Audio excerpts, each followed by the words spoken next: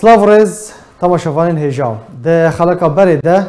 ما سوز دابوه کو ام لسر بهانین کو پککی لروجاوای کوردستان ددن ترکیه دا کویریشن خوا انجام بدن راوستن وکم دزانن ج 20 ماه مجدارا بوری و ایریشن ترکیه ین آسمانی دست بکرنه امی به هرگولی لسر و بابت و مجاره لگل میوانی خوا برز هوشنگ اوسه نویسکار و رومان نویس کرد باخون و نهینین دانا بهانیان جبو ترکیه دیار بکن کام بست جه چیه و فرمانا داکاتنا کولانان و بانگا سربست بردان عبدالله اوجالان و بلند کرنا آلین پککی و وینین عبدالله اوجالان جه که دردکوین هر وها رولا مظلوم کوبانه کوکو فرماندار هیزن سوریا دموکراتیک قصده و آلدار خلیل وکو سرکرده کی پلا بلند ده رویبریا پیده ده پروسه ده چیه و چاوا فرمانان بجیدکن مامستا هوشنگ تو بخیراتی دست بگیدم هیویا سلامتی اشترا بخوازن در باسی مجار خود بم اف بهانین کو جه ترکیه را تینا پیشکش کرن لروج آوه کوردستانه وکو بلند کرنا آلین پککی وینین عبدالله اوجالان گلو بشیوایی که رباسکری پلانکری تینا انجام دان یان به مبست و ارمانجین یان جی چه واته جیرته کرن باشه سلام ورز جبوت تماشاوانا براستی دما کومرو للروش و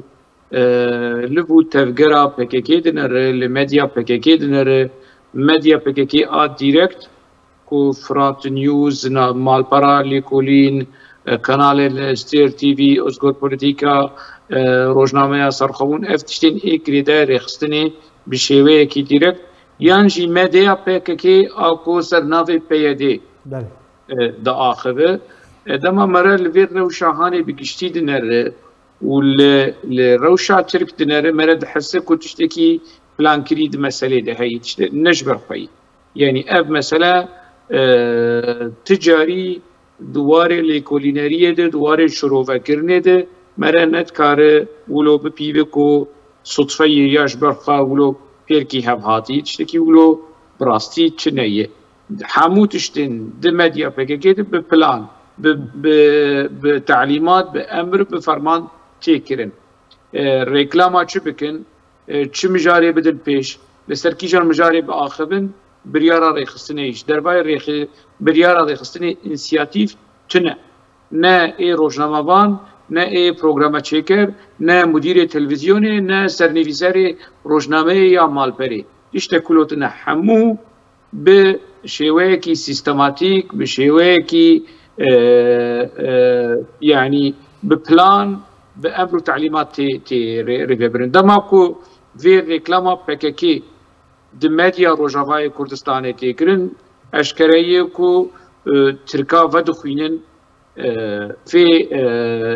يعني تركا ودخوينن كو ايريشي روجافاي كردستان بكن كو ايريشي باشوري كردستان جي بكن دماكو ام في شوي هاني رخنه دكن و ام تکزدک نکو از تکزدکم کو پککل روجاوای کردستانی هیه پککل خلیل مدیا پیاده بخوا تکزدک بجوا پککل بر هیه او پککی و ترکا دولت ترک و دخینن ارتش ترک فروکی ترکا بمبئی ترکا مرن و آگر و حسن و بارود و ترکا و دخینن روجاوای کردستانی و باشوری کردستانی نکوی ایک رخنلوی شوي كارو خبات ولفو تبغري ديك قاشو آليجرين PKK وبيدي دبيشن ابنرن وشنگ يانجي ارك تي في يانجي ريباز يانجي حمو آلاف الميديا ايكو رخنين بيدي PKK ديكن دبيشن فرمو اوانا حوالي تركانه اوانا تركا ودخينن روجاوای کردستان باشوری کردستان نراسته ايكو في ريكلام وبروباغندا يعني بالشبهات بمترسي ولكاري شيطان سوارتين ودبيشن ايزنجي ما وامي بيرنجي بن اهلت فيرنجي بالسبه دسبه اگر ارتش ترك وهات ايريشي قامش لو عمود ديركيكر الله خليل و صبري اوكو سركردين بككش كفتي وان هنا ويرن تيكفنش كفتا افسد حزاره قلي مي روجاوي كردستاني وبكدهر وبري خوبدن كور بري خوبدن سينوري تركا بري خوبدن آلية رجيم بشار أسد وبكد بتشن باشا برز يعني باشا تبحث تعليمات بريار وفرمانان كر او كسي او فرماندار يانجي سركرداي PKK چلش كريبه يانجي سياسي به اوی کو وان برياران دده لروجاوای کوردستان کو داکاون کولانان وینین عبدالله اوجلان و گوتا گوتی بخواد تکز بکن کو PKK لروجاوای کوردستانی کی او کس ناسکرین يعني همو کادروین باکوری هر جکومینه کی دندره گونده کی بگره دندره محله کی تاخه کی بگره لقامش للحسران سرير تشتي روجاوای کوردستان مایی کادرو کی باکوری هي وامر وتعليمات جدده او كسن روجافاي يعني آلدار خليل نبدنجي خو نبشقركا خوش كوريا خو داخل يك هي سرسري ويده بتعليمات عدديه آلدار خليل وابدن نا فوزا يوسف نا الام احمد يعني ما مستمع بس طمج جوربه كي او كسكو فرمانان دده بشرا كادرين PKK فرمانان دده ددن ریوبریا پیدا یا جی برپرسین وان یا کو جور و بیشن وان بریاران در دخینه و دویوارا بجی کردن کیه؟ دسرین جمیل بایک دوران کالکان لنونری وانی لروجاوای کوردستان هایی بری حیا بری دمکی صبری اوک بو عبدالرحمن چادرجی جلور بو مظفر آیاتا جلور بو في داویه هناك انفرماسیون درکتن کو مظفر آیاتا بکریزا دل مریه چقیس راست چقیس نراست ندیاره هن انفرماسیون درکتن کو صبری اوک جی نلیجیانه راست نراست لی اف گرگرین PKK کادروین پیش PKK اون ایکو روشه بریو دبن و اون ایکو نونر جمیل بایک لروجاوای کوردستان اوانا ددن لی از دخوازم بچکی بچم آلیه بهانه ترکا بهانه دولتا ترک آز سرکه حبونا PKK كسك دفي دنياي ده هي دكاري بعاقل بمنطق بالدليل بيجن ولا PKK لفرتنا PKK نافا قصدتنا PKK نافا ريفابريا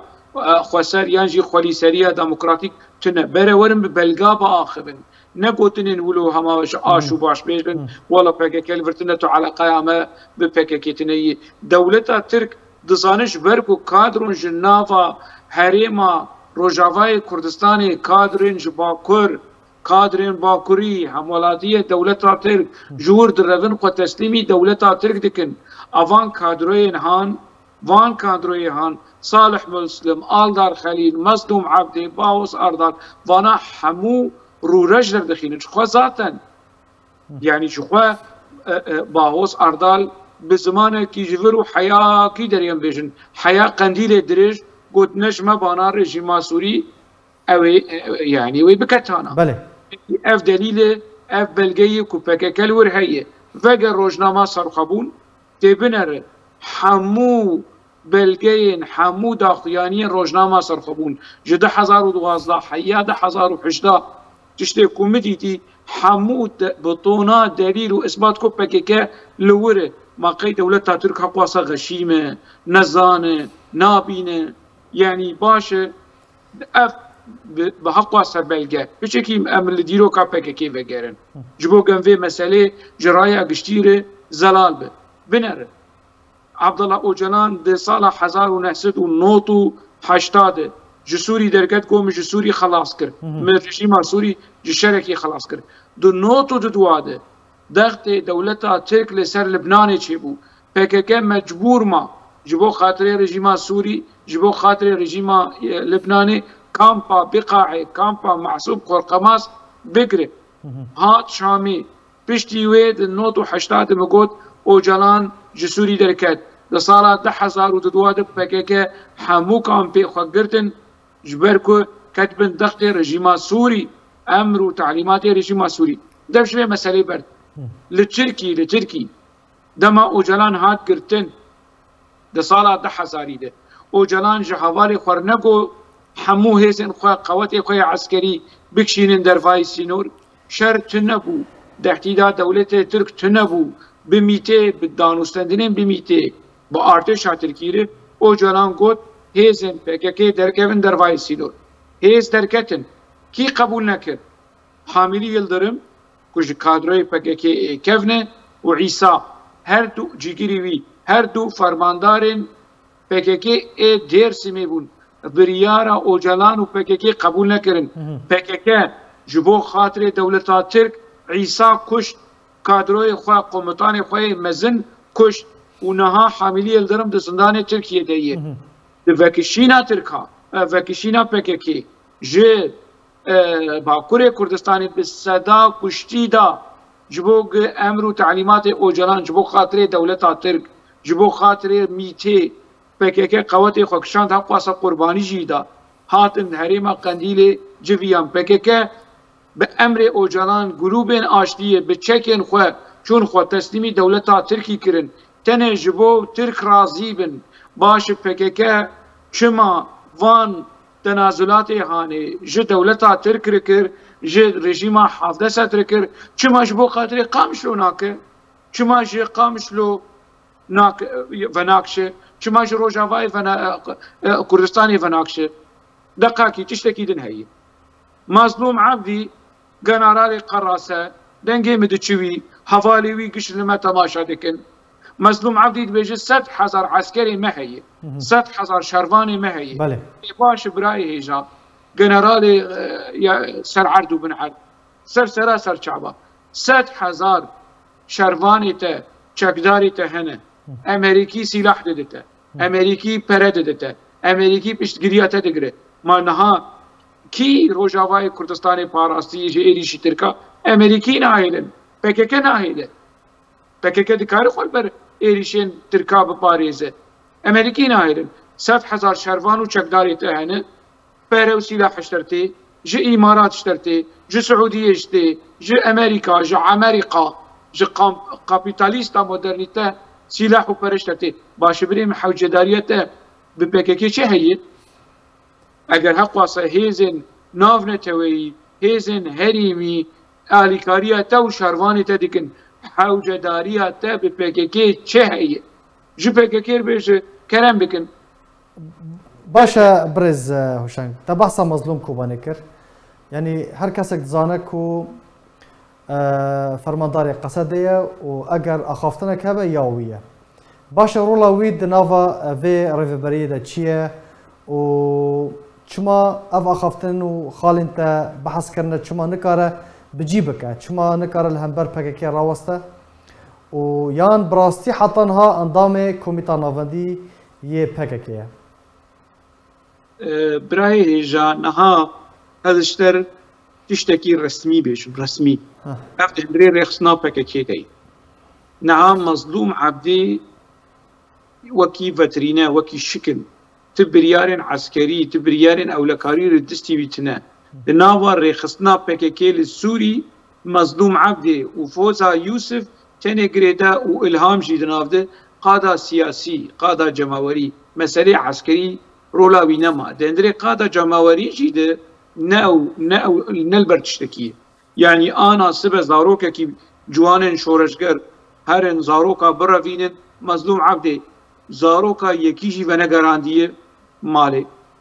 bê role bê lê nikarin PKK nikarî wî rakij ber Amerîkî wî diparêzin yanî kî heye wê Mehmûdê Reş wê bînin deynên civî kî Bahos Ardal bînin deynên civî Bahos Ardal niha di nava PKK de kadroyê û rêveberê êdî PKK yanî di rewşekî teng de yê ku nikare Mazlûm Abdê biguhere Pileya wî di nava wekû rêxistiniyê Birêz Hoşang di nava PKK de çi ye ana heya berî demekî endamê Komîta Navendî bû heya berî demekî ji fermandarên HPG bû Mazlûm Abdê lê ana na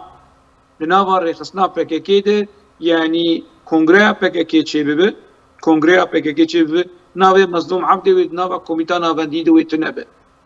îşxwe yanî din wekî xayîn nehalê de nerin di nava civînên rêxistinî ê teng ê rêxistinê ku gelek kes ku nêzîkî cihê biryarên naz dikin tiştê ku ez dibêjim rastin Mazlûm Abdê nelber tiştekî ê ku Mazlûm Abdê wî diparêze yek Amerîkî du hin derûdor ew jî xwar ده هناك دور تشيكري يعني مال باطاوي لي هندري ريخستني ده دنافا بككي دنافا ريفيبريا خسر دنافا قصدي ده بيرول نهار باشا برز دفردا يعني برسك هاتا هولي دماكو هر إريشك هر قفك تركيا بيقومان أف مجارة مايا سركية مظلوم كوباني دردك أفاود بيجي أمي برخوداني بكن أمي سرهلداني بكن أمي برافاني بكن أمي برقرية بكن دماكو فان داخوانيان دبيجا يعني بياخويان بككي جيرا دبيجا دفي اف ريك اف امبيجن رياض برخوداني وكو تشاول عفني كرنا لالي ديجي بكن يوم برخدانا وان يعني موان لجور جديد موان لجير جديد ما برخدانا وان لباكوري كردستاني جديد بتشحالي ديه يعني نها آلية عسكري ده حق وسا ضغط لسر روجافاي كردستاني تي دبر بككي لباكوري كردستاني تشتكي بقتنا تنا يعني اف حمو تشتكي مظلوم عبدي دبيجن مظلوم عبدي PKK جرتي كنت بفيرنجي واقف بفيرنجي داقف انا مشتركو حمود تشتين دمتياده تشتي كنت متيا PKK درتي يعني شي بنابي قصدي وبيدي وقسري ومسري وافحمو دكانين هاني اف تشينا بش درباي خطا PKK باقف نا تش مظلوم عبدي ربيجه اندامي PKK بو نكاري بيجنا تش الدار خليل ربيجه اندامي PKK بو نكاري بيجنا ج فوزا يوسف و إلهام أحمد ربيج ون أندام PKK بو نكارن بيجنا لأف 12 ساله يك جوان كسين هاني كوس بحث وان دكم يك جنافا بيدي يك جنافا بخسريا نظام چه يك جنافا قصدي روشكي جروجات ديتي قوتي هواي اف استقالة مش PKK دبيشي رايا قشتي اعلان كريه مصدوم عبدي تشتكي ولو قوتي مصدوم عبدي قوتي كو از استقالة خوش PKK دكم تشتك فيرنجي رايا قشتيا قالي كرد وبهيس ليه تنا استقالة خوشش PKK ناكن اف منطقة سازيبوين بنافا PKK تش خود تنية كيش نافا PKK رابي بيش ولا افام استقالة فكري PKK ياوي بدافيش ياوي دكوش ياوي خاين اعلان دك الدار خليل كده ردد رولا الدار خليل الدار خليل بالي كتبلي PKK ببه هن مثلا جنائي للسروي بو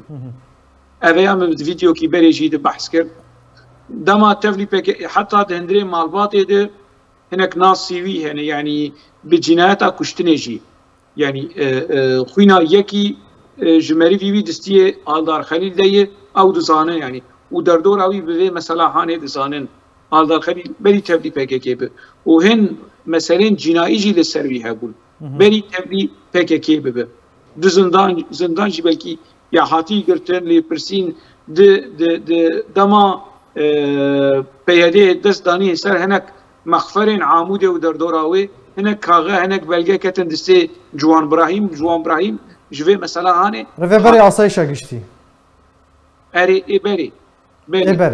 واوجين چارانو ساوي نتياره جوان ابراهيم كو يعني لغوري اگاهين گاشم PKK وی تصفیه کردی. آذر خلیل کسایتیه کی جنایتکار بود بری کتفلی PKK ببه.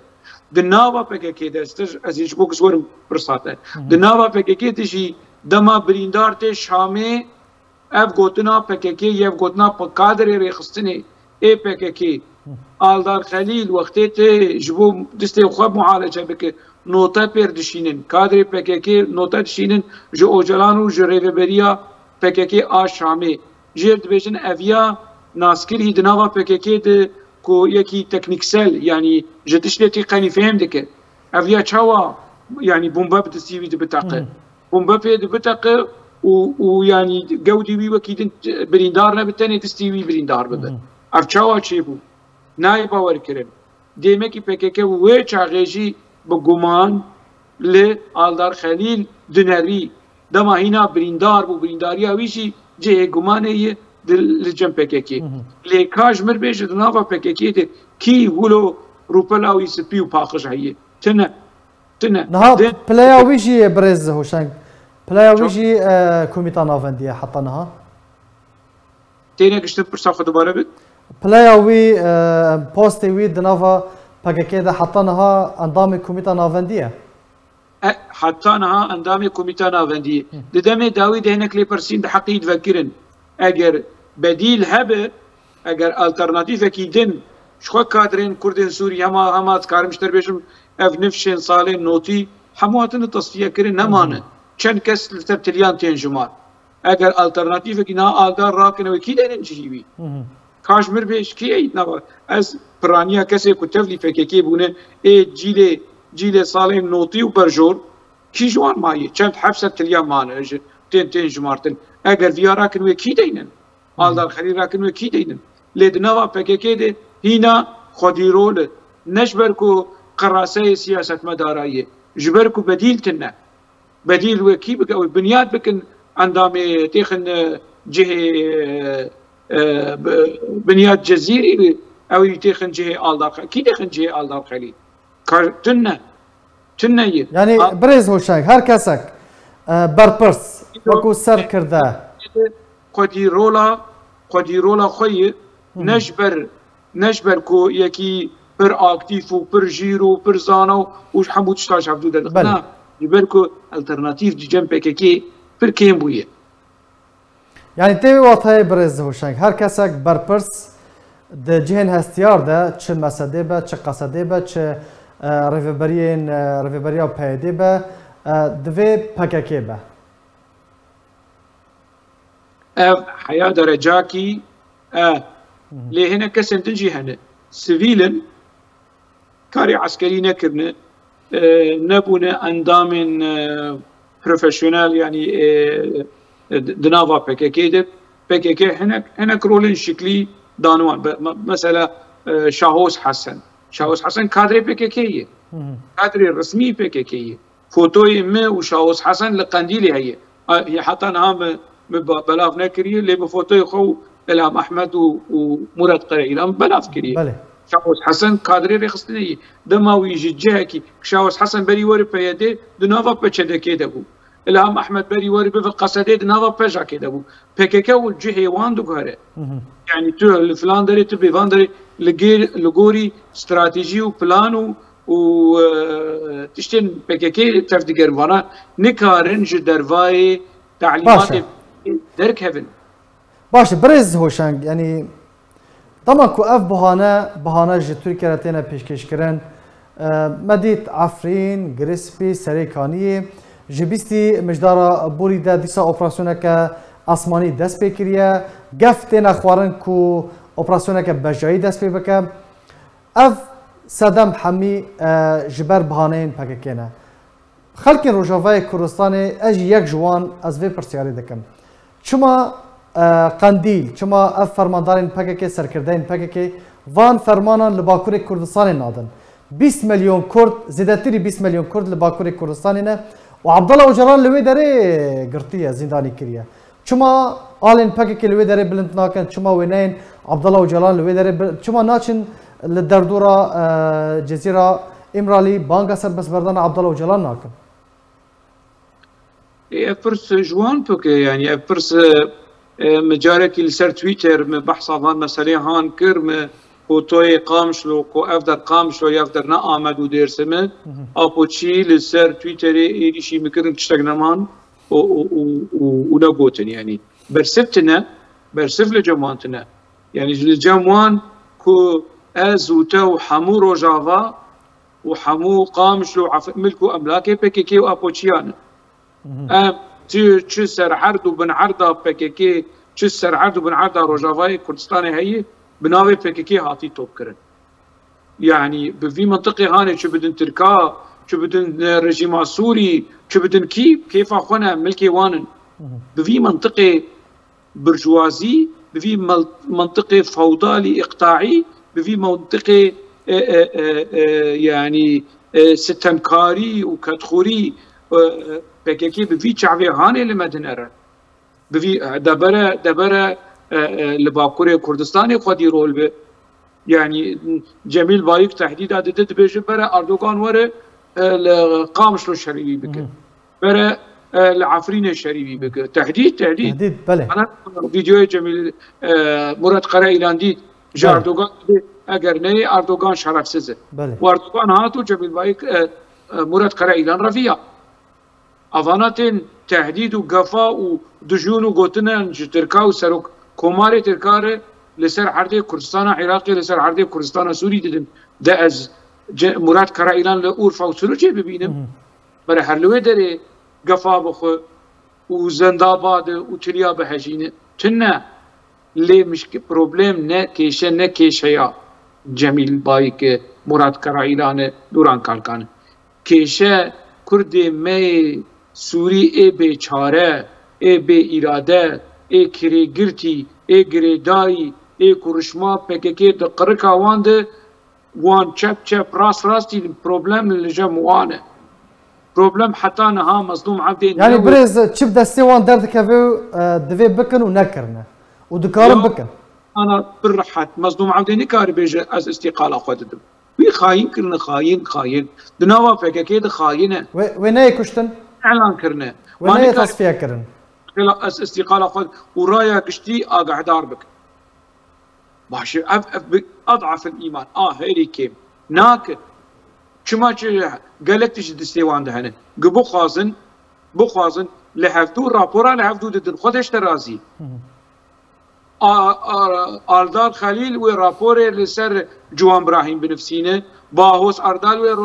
ورابورا لسر دوزدار حمو وجوان ابراهيم بنفسينه لنظام كيوي لسر الهام احمد رابور بنفسينه الهام احمد ولسر مظلوم عبدي بنفسينه وبفي منطقي هاني نسرين عبد الله شقنها نظام وضعي الكيدريه ريدور خليل او شي نظام الكيدريه شيروكا ريدور ونسرين دناوا PKK ودناوا قصدي جقنديله بقرا حياه حسكي ناس كريه حمور رابورات برغيه شفتو تقينين رابور اصلا هفت نفسينين حفتو خاين ديك دهندري ريقستني دهندري PKK حمو لسر هريكي دن افي كومنافي وانغوتي PKK دوسياكي اهولو دمتي ريدور جناوا PKK دركه يا نسرين عبد الله تندي PKK دوسيا ريدور ونسرين عبد الله تاني سر ماسي بله متي آسيا عبد الله دركه و PKK چوا دوسيا آسيا عبد الله دانين سر ماسي آلدار خليل ورو مظلوم عبد حمو لجن PKK بشيويكي او لكاري استخباراتي دوسيا لسر وان هنه لو من جريداي ندستو لينجي وان جريداي باشا بريز هوشنگ امريكا دزانك و دسالتدارن روجاوای کوردستان PKK و اف بهانین کو ددن ترکیه و بردوام هر وها قصد وکو هز هفیوان امریکا به قربالغیه به تبلیغی دزانه دزانه امریکا حمو تشتي دزانه امریکا حتى يعني چما ناكش بركوش امريكا لازمه انا امريكا مثلا كرد السوري دندري استراتيجيه امريكيه تشكتنا مخابن يعني امريكا حتى جبو كرد باشوري كردستاني اگر استراتيجيه ويد باراستنا كردستان عراقي هبانا و ايراني رنهشتانا وش ايراني بقوت انا بالسكن وش تركار بقوت انا بالسكن امريكي بش جريتك لنوكي يعني نها كرتين توانبار كرن كو كردستان عراقي وكي اسرائيل ددواج عليه كسن شوفيني اي عرب اي نجات پرست بفي منطقي بفي شعبي لكردستان عراقي دنرن دبيجن اسرائيل ددوا اگر امريكي بفي شعبي هاني بشعبي اسرائيل ددوا لكردستان عراقي بنر يعني انا كردستان عراقي زود سر بخابو نازود دولة كردستان عراقي ناز جميج بانا دولة لتنا تشتكي ولو تنا إجا لكردستان عراقي تنا ولكردستان سوري هبه لا لكردستان السوري لهمبر چه تعامل وسر دريب بيرادكن برسا خود دوباره بك لهمبر چه امريكا لروجاوای كردستان لهمبر چه تعامل وسر دريب لقال PKK با قصد با پایده با امريكا الوان دنر وكي شركتك امني او لكاري دونالد ترامب اشكرك بشارتي بدبلوماسي بحصاب قلت يعني شربان باشن لبرقودن وشيرن وقهرمان وبلينكن اللي بفريمه سلاح يما بنا سلاح ونفريمه بانا يعني وقيب كفر ودارا وشار بكرانا يعني بذي منطقه هاني امريكي بمنطقه دونالد ترامب قشارتی گوت بنتاغون یانجی وزارتا کاری دربه نابیجن و جنرالکی بشینه نزانم به کردی با آخفه چند گوتنا به کردی با آخفه ده مراسم آسایش دن یانجی قصدی ده چند گوتن و کردی اولوار خافاندن بجناری ولا راست امریکی زانن لامریکی داوی دولت ترک با PKK نادن امریکی هولدان دخوازن بچکی وی يعني دوی وارعانه ده چون که قصد جی PKK دور بخن پیاده جی PKK دور بخن لی نه PKK قبول کرد و نه کرد می سوریه ده نوا PKK ده آلدار خلیل و کس مسیح کو بگوتی باناجی به اراده نه به شخصیت ما جبر چه کیشه و پروبلما منا دست که جده 1011 حتی روژا ایرو به PKK چیه کو بچکی کرد می روجاوایی نوا PKK ده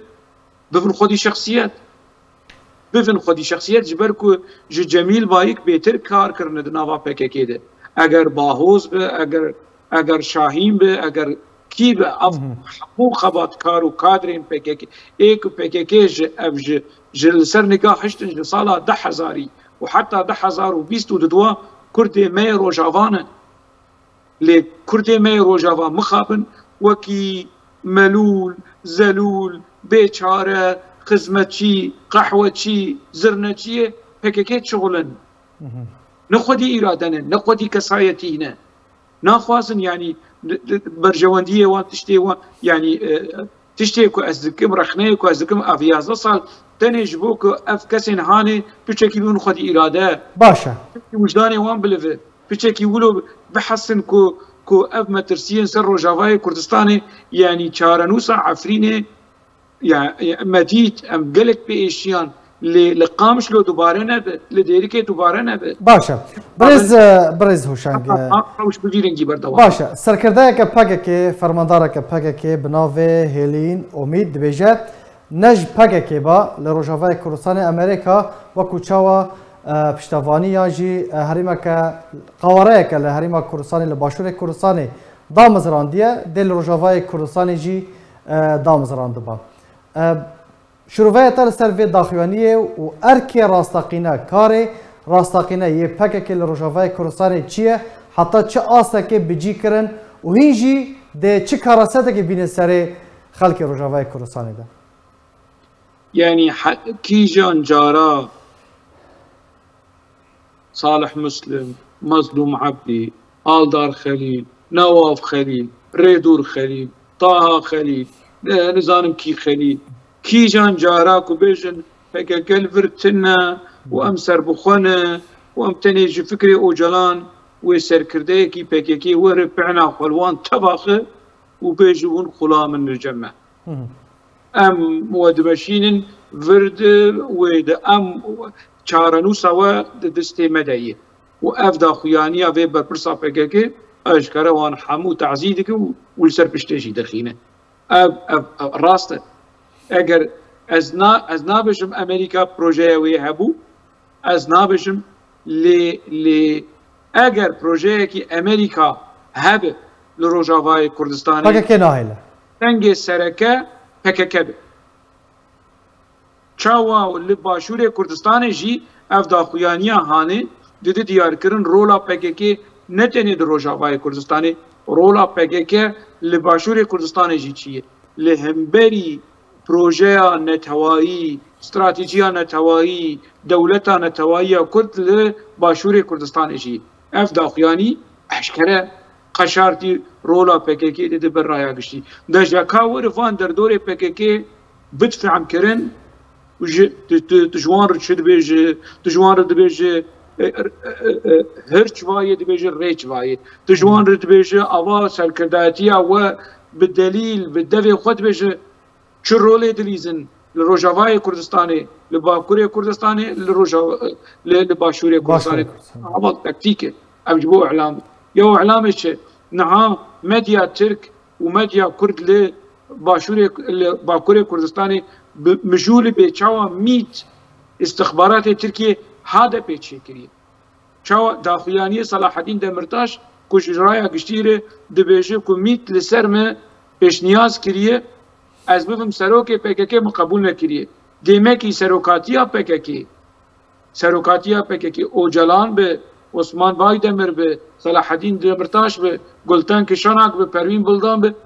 میت تثبیت بکه میت یعنی دیده ناسکرن دیده دیار کرن کی به سروکی PKK کی نه به سروکی PKK افان مسئله هانه اف خوا شیرین اف خون و خیال خوی رومانسی ده کو PKK براستی تفکر کی آزادیه یا تفکر کی آزادیه جبو چلنبری خونا آزادیه به تفکر کی رزگاریه جبو چلنبری رزگاریه به تفکر کی رزگاریه جبو چ حتی نه گنده کی رزگار نکری تفکر کی رزگاریا نتوی جبو چ سرو کی حتی نه نزان به کردی بخوینو بنفسینه کاشمر فیچر تنیوان پرسینن این نورمال پرسین دبستانا پرسین هری رحد هری هیسان هری نورمال برا جماورين PKK جرجر وانتلكوالي PKK يعني انتليجنسيا كو ديمقراط ليبرال اي PKK برا ورن برسوا راستقينا وزلال جوان برسيهان بدن تنا ويش تربيشن كراسي خوا ويلما بك وكانجي روجافاي كورساني بقرن بريز هوشنگ پشتی عفرین سریکانی گریس پی رادستی ترکیه کرن هین چه ارک لپیشه وان منه کنگی کارو ارکی وان و بداوی وره ارکی وان کنگی بداوی وره ارکی PKK و روجاوای کورستانی حمنو تفلی دولت ترک بکه سینور دولت ترکی نافرحتر بکه PKK رولی قوا رولاوی ناقده و جلان ده ماهات گرتن دوگوت از دخوازم خدمات دولت ترکی بکم ری بدن ما درفت بدن ما جه دولت ترک دخواست ری و درفت اب اشکره ببلگه بدنگی و جلان ری و درفت بدن ما از دخوازم خدمات دولت ترک بکم جامعه اف 22 سالی اوبریشی این آدم آل شامی بوشی خدمات دولت ترک دکر و حتی روش این روشی اف 22 سالی خدمات دولت ترک سروکی می نووی سروکی گلی کرد خدمت دولت ترک دکر اف راستیا هانی اف کنگی فهم بکن یعنی اف در دوره PKK کنگی بگیشن في از بخبری اجیوا کوان بو مجي يعني تقول نعم اف حمو نظام شر تايبت والريكلام وانتي PKK ايدي او ديفيجن نها سر دولتا کنگی اشکره سه شکل اشکره بونا سر دولتا هي یک بقانون سال دم سر در باز دبه 5 سال 7 سال 7 سال سر دولت دبه ارشیف و دبه ملکی رایا گشتی لکولینر نویسکار دکارن وگر دو کسین دناوا استخبارات دولت رابن پرتوکین بیر آنینام بنفسینن دناوا فان پرتوکین هاند سر دولت اشکر دبه سه وقت دولت بخواب خواه پفچن جماعت فتح الله گلن و AKP بهف کتن سر دولتی هنک جی اشکره بون او ویدیوی او جلان کنگی اشکره بو دما جماعت فتح الله گلن و دولت ترک و AKP بهف کتن پارتیا اردوغان او هنک ویدیوی او جلان اشکره بو یان جی وکی حسن اتلا اور او بالپرس استخبارات ترکیه ایکو لپرسیم با او جلان رو دکر و لشامه اوجلان ناس ذكر والامرالي لبرسيني بير ذكر برتوكا خونه بسان هناك سبي دولتي دركتن دوي او انيده يانجي دعوة كجاكي دا محكمي هناك سري دولتي دركت دعوة كوباني كنا هادر دكفي نهال داره صلاح الدين دمرتاش سري اندر هناك تيكليم PKK اوجلان وميتي اشكره دبه كو افري خستن استراتيجياوي ریبازین وی ایدئولوژیا وی خاپاندنا وی اکلی کرد همو ده کانال و تونل میته ده در باسته به باش دور رایا کرد به مثلا هانی اقناع بک داوین پرس برز هوشنگ بانگاتا توکو پسپورا کی دواره PKK تا تو تجی 20 سالان دناوا PKK دمایه خلک روجاوای کردستانی بانگاتج او سر کرده فرماندار اندام çekdar yên ku di nava PKK de li Rojavayê Kurdistanê banka te ji wan re çi ye divê çi bikin? Van kesê han dîroka PKK baş dizanin. Yani dikarin hemû kesî bixapînin, nikarin xwe bixapînin. Ew di nava PKK de rolên nehêdî lîstine, kuştin jî kirine, destê wan bi xwîna di nava xwîna hevalê wan de ye. Gel dikari wan efû bike. Dîrok dikari wan efû bike. Lê eger rojekî tenê di jiyana xwe de, rojekî tenê di jiyana xwe de bibin xwedî îrade, xwedî şexsiye, wijdanê wan biheje, îdî goristanên şehîdan dawî li goristanên şehîda bînin li Rojavayê Kurdistanê, ku Rojavayê Kurdistanê nekin goristan, Rojavayê Kurdistanê nekin goristan, ne ji Kurdar ne ji heyfa ciwanên Kurda wan dixin vî halê hanê, heyfa civaka Kurd xistî nava vê dijminîtiya hanê, heyfa xwîna Kurda ku diber tiştê vala de tê rijandin, çareseriyekî jî wekî Kurdê Sûrî carekî rojekî tenê bifikirin. Rojekî tenê ji 365 roja rojekî tenê wekî Kurdê Sûrî bifikirin. Ne wekî PKK.